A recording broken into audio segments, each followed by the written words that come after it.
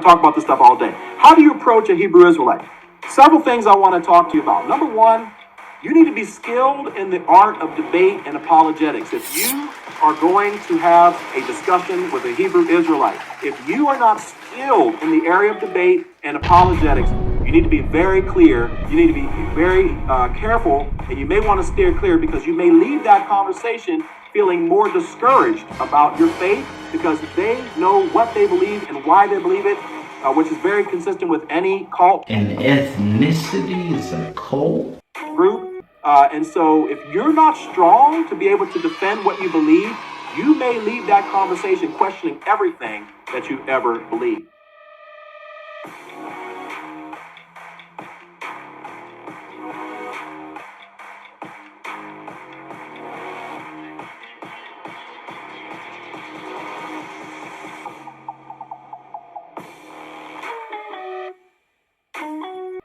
I'm gonna play a video. Somebody was asking me about this.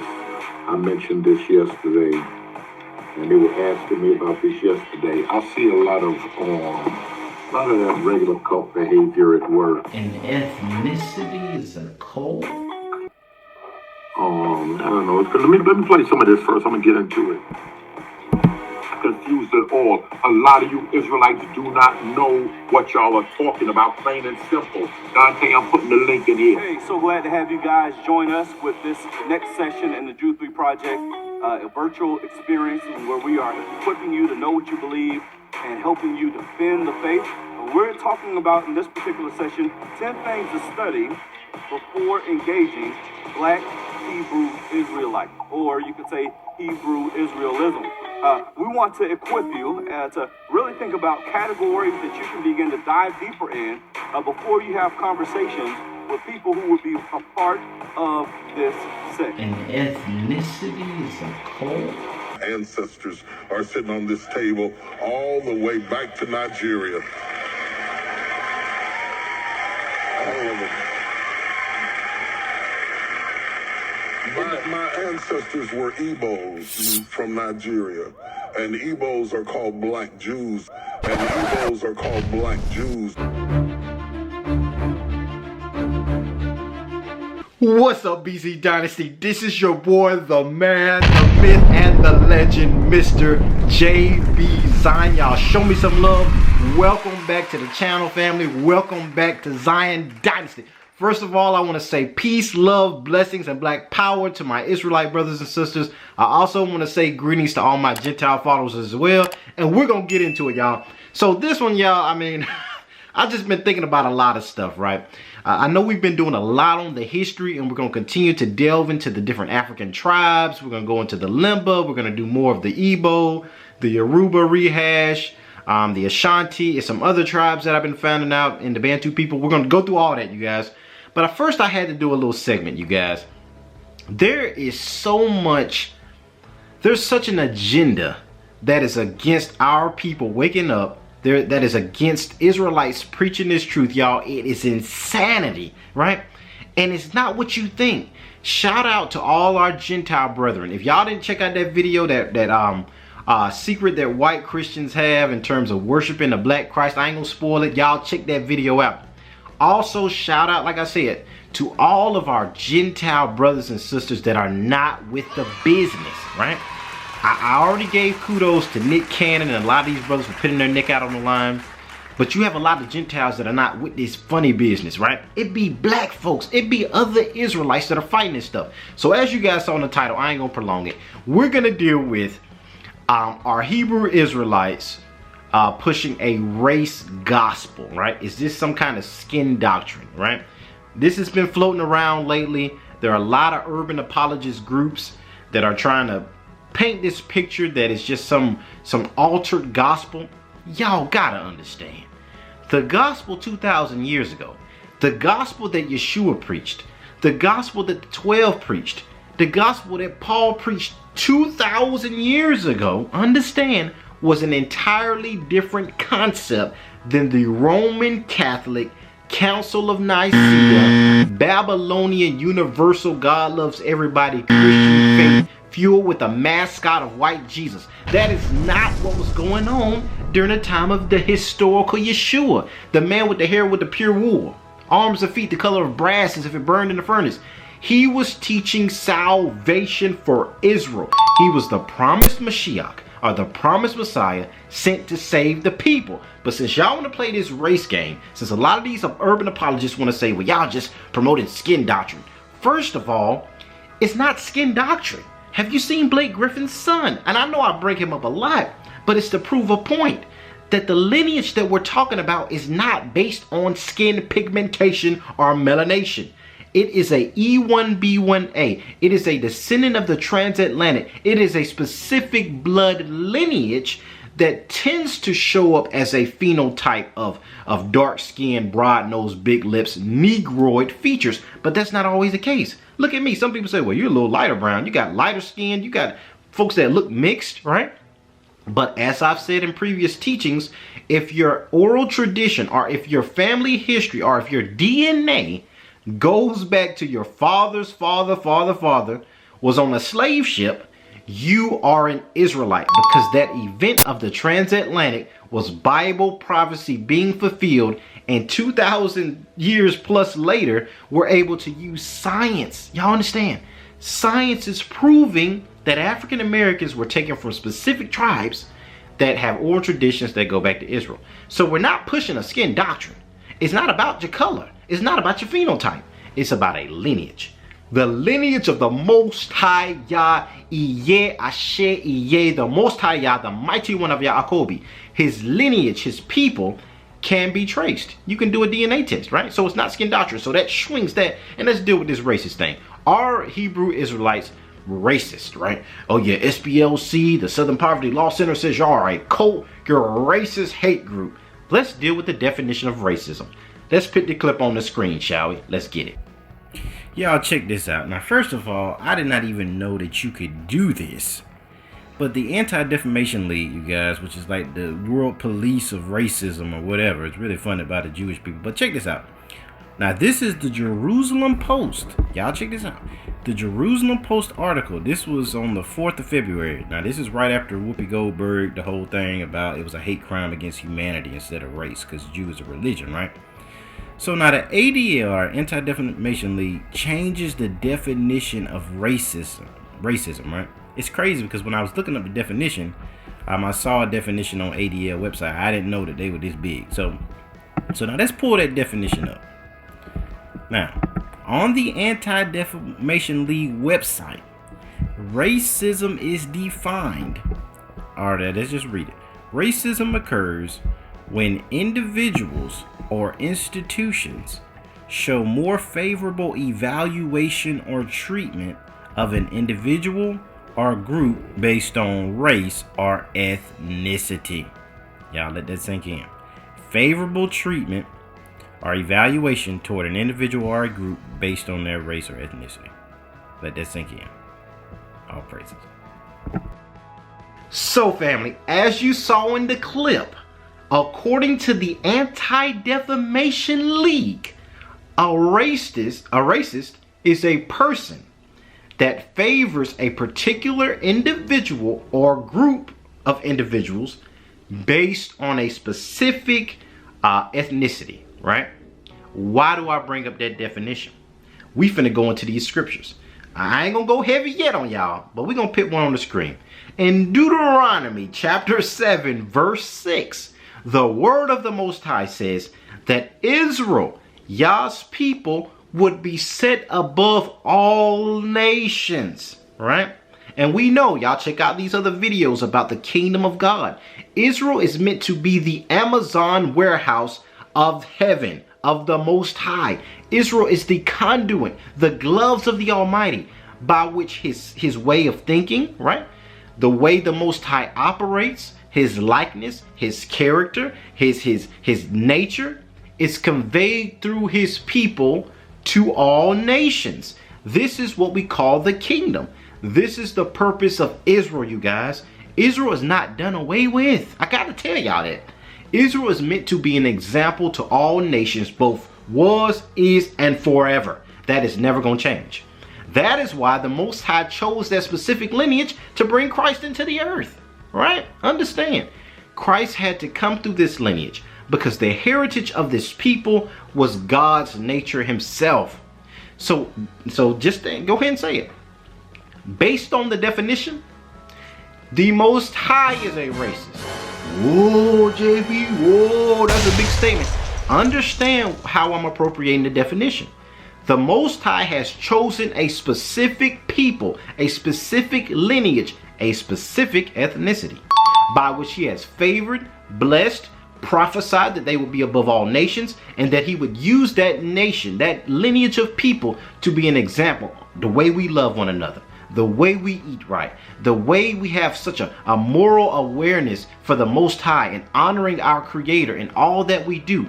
Israel's cultural heritage, the heritage of this specific ethnicity of E1B1A Negro descendants, was meant to be an example to all nations. This is how the curses end up being the blessings. Because in us going under the curses of Deuteronomy 28, it gave us the heart of a servant. It gave us a humility and a love that cannot be fabricated or replicated by any other group of people. Because we've gone through what we've gone through, y'all understand? We've learned to love everybody, right? Because we've seen the blunt end of being oppressed because of an ethnicity. And we in ourselves refuse to treat any other group of people like that. And that's the testimony of Israel that is never going to go away with. So the Most High himself is a racist. You take that up with him. The Most High is only dealing with Israel. Let's put it on the screen, shall we? In the word of the Most High itself, he says, Israel only have I known, therefore will I punish you for your sins. Let's go to another witness in the book of Joel. Joel chapter 2. It says that Israel, I am the Lord your God and none else. The Most High is dealing with Israel as the governing class of the earth. Israel is the Amazon warehouse by which the gifts of heaven are transmitted to all the people of the earth. Israel is the ruling elect people by which the Most High has transmuted his holy oracle for us to live it and be an example that all the other nations could be like, man, what a wise and understanding people. Zion, that is our birthright. And there's nothing these urban apologist flunkies can do to stop it. Yeah, I said it the way it is. So check this out. So y'all, I was talking to my boy T Turner, right? Shout out to T Turner. That's my boy, y'all. So he's talking and he's basically saying that, yeah, you know, I got on Berean channel, you know, and they refuse. Y'all check this. This is the craftiness of Satan. They ain't gonna deal with whether or not we're Israel. They ain't gonna talk about that. They just want to jump to doctrine. That's all these urban apologists. Well, what do y'all feel about the Sabbath? What do y'all feel about the law, statutes, and commandments? And all that stuff is done away with. They don't want to deal with trying to prove if we're Israel or not. And some of them tried to do it, but they got embarrassed, right? They tried to discredit the Hebrew writing on the pews in the first African-American Baptist church in America. And y'all, I might send some links to that, or I might do a video. Y'all check out, I think We Woke Now, Pastor Kelly has a beautiful thing on there. But yeah, so they ain't gonna try to do away with are we Israel or not. They just want to jump to the implications because they know they can't refute it. It's too much evidence. Okay, let's go through some of this evidence. We got 23andMe, right? 23andMe, like I didn't already, y'all check out them science videos. I'm gonna keep doing some time and time again, but if you do your 23andMe or your DNA test, it will show that you are E1B1A. 90% of African Americans, you're gonna be E1B1A. Why is this important? It proves we come from a specific tribe of people, or tribes of people that are genetically identical, the same family in West Africa, certain tribes, right? Why is this important? This is where a lot of these urban apologists don't understand. Y'all gotta understand. The slave trade was not a random event. There were certain people that were targeted. Y'all already know this, right? So now we can do science that proves that. That proves that we're E1B1A. And y'all check this out.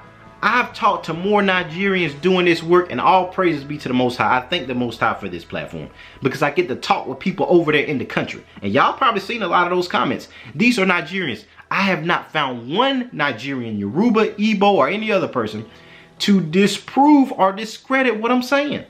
Every Nigerian brother or sister, I'm going to post some of those comments, has got on here and say, keep doing the work you're doing. We know we the people. I was opportune to meet my grandparents, whom from childhood had always made us to understand that we are one of the lost tribes of Israel. Okay. So from my grandmother, not just are we Ephraim, but we got Judah, we got Benjamin, we got Levi, we got a bunch of other tribes, Simeon over here in Africa as well, over here in Nigeria. So they can't do nothing with that. So we got facts like that. Not just that. We have the Igbo going back to Olaudah Equiano, and some people are trying to fight against that. But this brother lived and published his work in the 1780s, I believe. And in his autobiography, he says, yo, the customs, the practices, the stuff we doing over here, it looks just like the Jews, right? So this whole notion that Bishop Ajayi Crowder or his cousin Samuel Johnson, which I found out from a Nigerian Yoruba brother, shout out to that brother, that they invented Hebrew Israelism, Samuel Johnson, in 1820, and they, oh yeah, this is an old belief, but we can trace it to Olaudah's autobiography itself goes back to 1787. Not to mention, y'all check this out, the oral tradition of the Yoruba, which is attested to by Hugh Clapperton, that yeah, he lived during the early 1800s, but he was quoting an older work from Muhammad Bello, who was citing an older work from Leo Africanus that lived in the 1400s, 1500s. Understand what I'm saying? What I'm saying is this is not no new thing. The people in Africa have always been this people. It is just in this season, the Most High is awakening his people to this truth. Y'all understand what I'm saying? So, just to go a little bit further. So not only do we have 23andMe, we got E1B1A, we got African ancestry that can take you to a specific tribe. We got all this, right? Then check this out, the Yoruba have an oral tradition that I done talked about time and time again, where they say that the B'nai Ephraim, migrated to their greater Ephraimite family, the Yoruba, when they were banished, check this out, from Spain in 1492. So they migrated from Morocco to the current location that they're in. How would those West Africans have an out of Africa hypothesis of origin, right, that is well documented as happening to Sephardic Jews? They say over 400 to 800,000 Sephardic Jews, that's the Spanish Israelites of Al-Andalus, migrated into Morocco. But y'all want us to think the West African sub-Saharan Negroes are just confined to that region. They've always been there. How would they make up an oral tradition that can be documented historically unless either they're that people or a segment of that people came there? They couldn't just make it up and it happened to be true. Understand, it coincides with the specific time frame. They go all the way back to 1492 and everything. Why am I belaboring this, you guys? There is an agenda against this awakening. There's no other way. And I think some of these brothers, Berean TV, Father forgive me if I might be reaching. I think some of these brothers are paid informants. They gotta be. What do you gain from attacking your people saying that we come from something? Well, what does that have to do with salvation? Everything for you, Negro. As long as we are second-class citizens in this country, there's always a reason to fight for our community. And that's just from the natural component. Not to mention, if we are the chosen people of the Most High, you think the Most High is all right with his Israelite descendant family being shot on the street unarmed, a people that were fed to alligators for purses and belts, a people that were lynched on trees 90 going west, a 14-year-old Emmett Till that was beat beyond recognition where his mother couldn't recognize him, and these are the descendants of Moses? These are the descendants of David? And you think that means nothing to the Most High?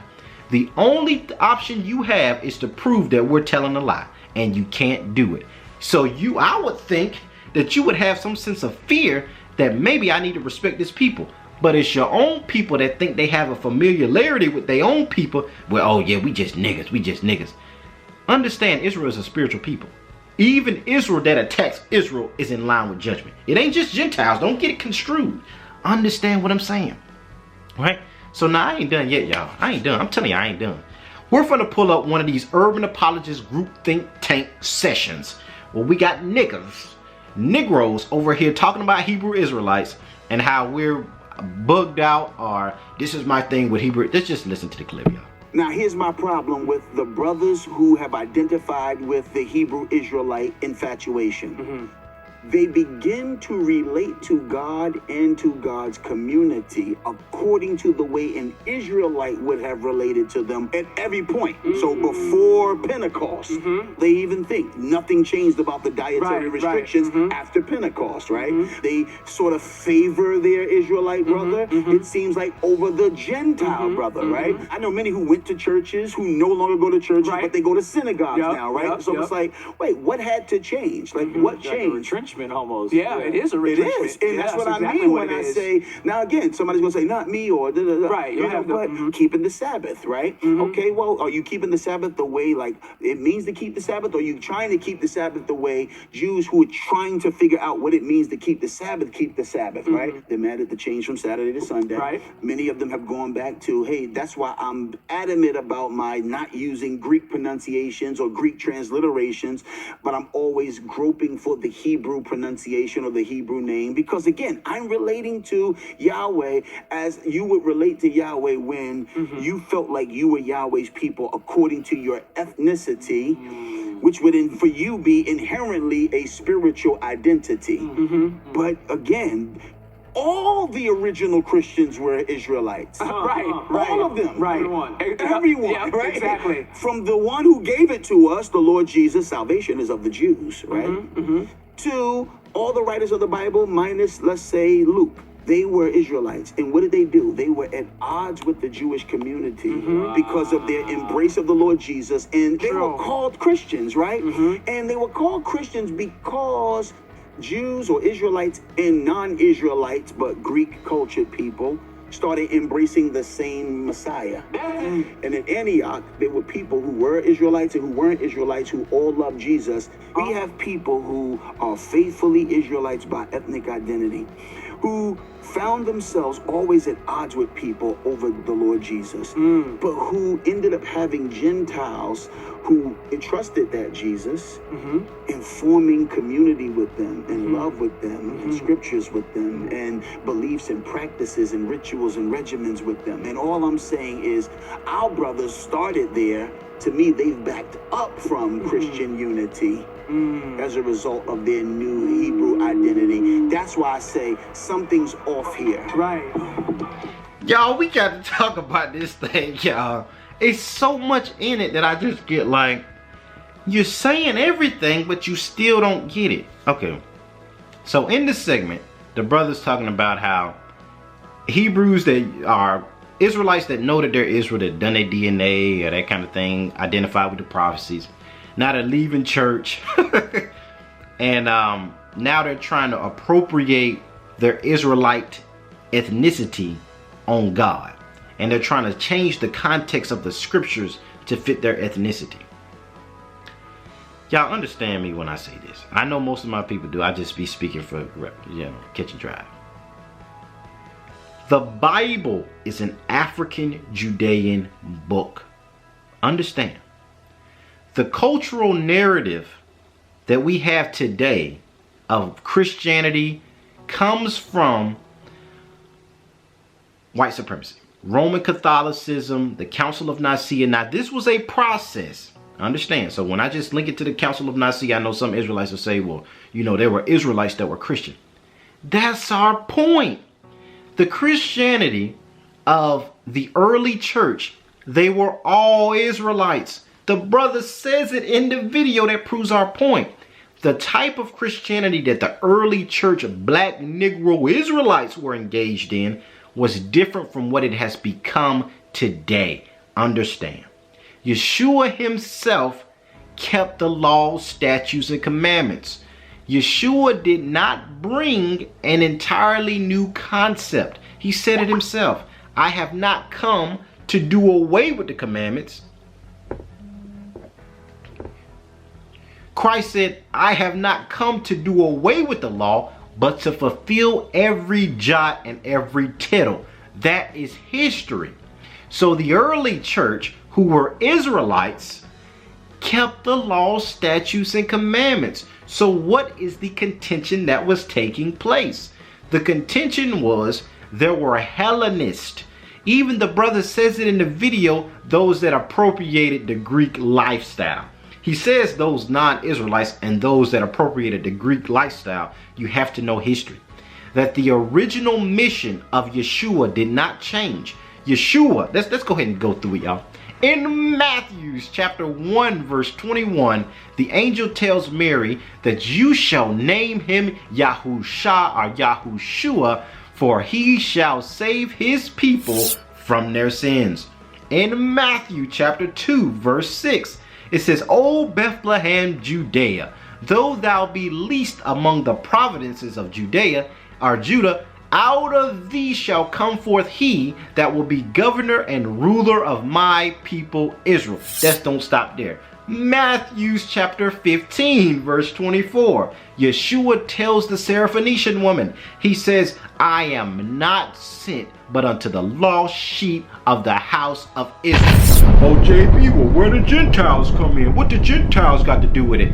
In John chapter 7 verse 35, the Pharisees ask, they say, where shall Christ go that we cannot find him? Shall he go among the dispersed and teach the Gentiles? Whoa! Let's go to John chapter 11 verse 47 through 52. Caiaphas the high priest prophesies that Yeshua would die not just for the nation of the Jews, the Judeans that practice Torah, but the scattered children abroad. All praises be to the Most High Yah. Now this is the thing that they're going to tell you. Well, we know that Christ was only sent for Israel, but his mission, the mind of the Father and the Spirit, was eventually to go to all groups of people as if they're some kind of clairvoyant and telling God where he was going to go. The mission never changed. Let's look at the 12 apostles. In Acts chapter 2 verse 5, they love to talk about Pentecost. But these were devout Jews out of every country. And when you look at those countries, Cyrene, Libya, Egypt, these are African countries that Jews had been living in. Let's look at Peter himself to see what his mission was. In 1 Peter chapter 1 verse 1, Peter says, to the strangers scattered abroad in Western Asia and all these European countries. Not just him, but let's look at the very brother of Yeshua. In James chapter 1 verse 1, he says to the 12 tribes scattered. A lot of y'all say, okay, Christ's mission was the same. Okay, the apostles' mission was the same. But Paul went to the Gentiles. Did he really? Now in the same book of Galatians, this is where the whole contention of neither Jew nor Gentile arises. Let's go to Galatians chapter 4. Beginning at verse 5, and it reads, to redeem them that were under the law, that we might receive the adoption of sons. Wait a second, y'all. Let's go back to Romans chapter 9, verse 3, because this piggybacks it. In Romans, recall that in chapter 9, verse 3, it reads, for I could wish that myself were accursed from Christ, for my people, my brethren, my kinsmen according to the flesh, who are Israelites. To them pertains the adoption. Whoa, wait a second now. To them pertains the adoption. Wait. Now let's go back to Galatians chapter 4 verse 5. To redeem them that were under the law, that we might receive adoption of sons. Wait a second. If the adoption pertains to Israel, right? And it says to redeem them that were under the law. This is in the book of Galatians. Paul is talking to Israelites that had not adopted.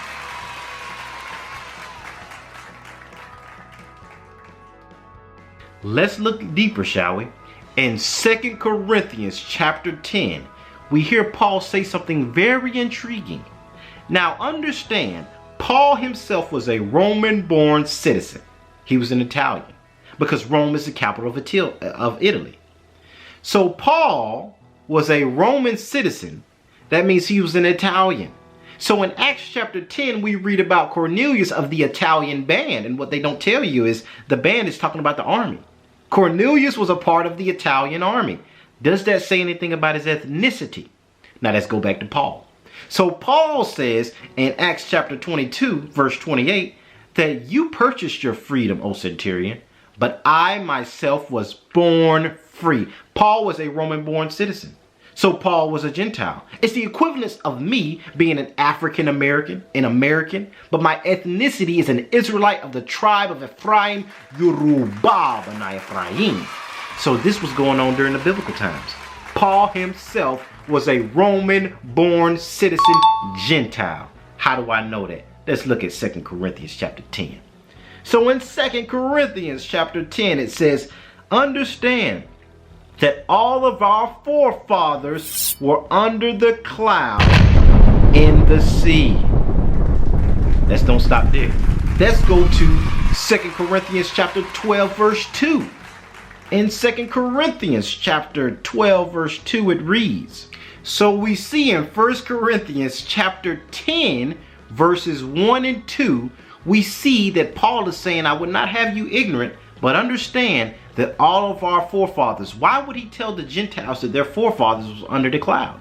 Unless they were Israelites. Now we go 2 chapters later in 1 Corinthians chapter 12, verse 2, and we see something peculiar. Let's read it.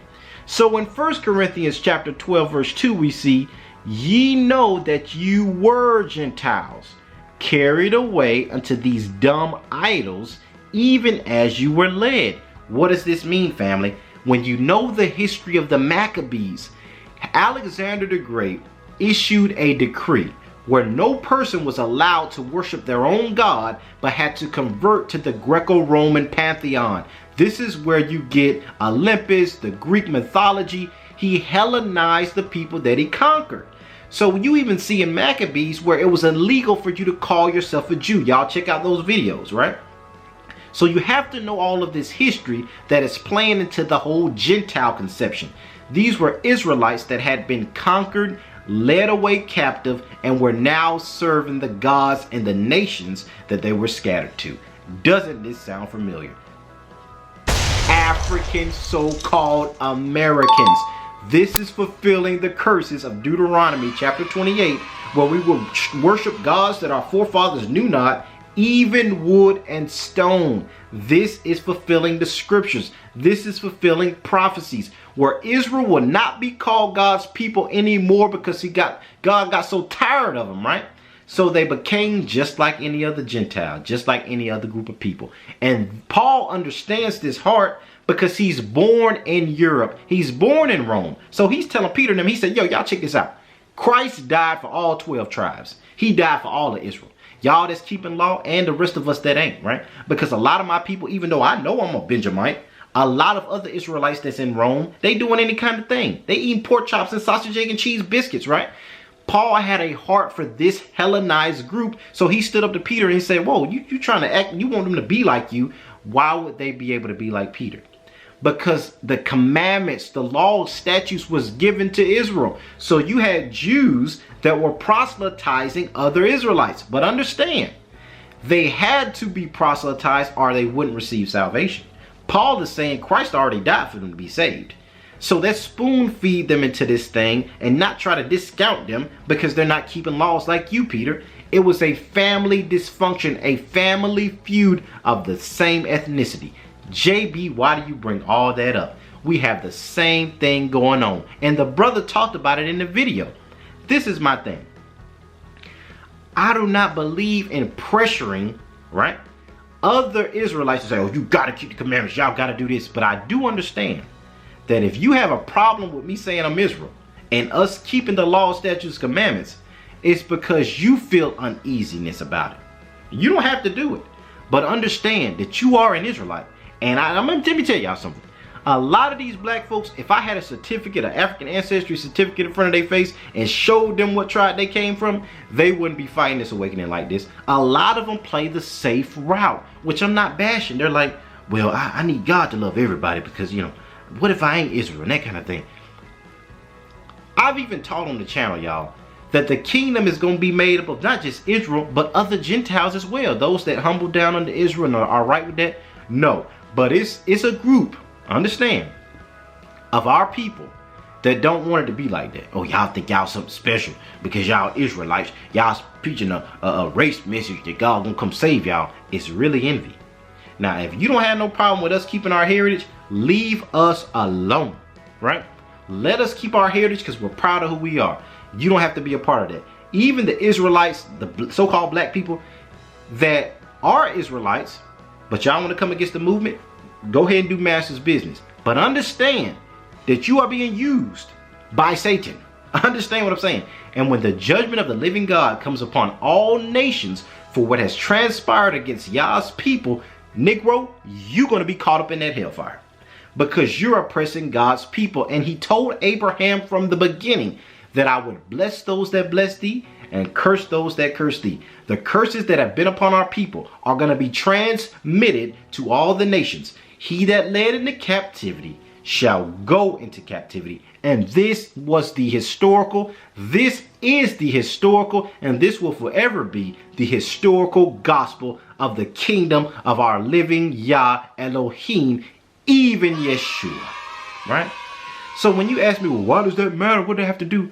The gospel that Yeshua preached was like Peter said in Acts chapter 1 verse 6. He said, Lord, at this time will you establish again the kingdom unto Israel? This was always the mission, to go to Israel and the diaspora of Israelites that were scattered throughout these other countries. This never changed, y'all. This has always been the mission, right? So I'm gonna leave it with that, you guys. I'm not gonna go too. I just had to deal with these urban apologists, you guys. They're attacking the mission. They think that they're doing God's will. Some of them think that, oh, the gospel, but they don't know the historical gospel. They don't know the history of the Gentiles. They don't know the history of Yah's people being Hellenized and mixed in, but they attack God's people. And understand, you don't want to be found fighting against us, because we win, y'all. Shout out to all my Israelite family. We the people, Yuru. Benai Ephraim of the tribe of Joseph, of the son of Jacob, I.e. an Israelite. And anybody that comes against this awakening, you gonna catch them hands from the Most High Yah. So I want to say peace, blessings. I want to speak encouragement to all my family, all my Israelite brothers, because Yah's coming back to get us, y'all. So with that, peace, love, blessings, and I'm out. Shalom. All praises.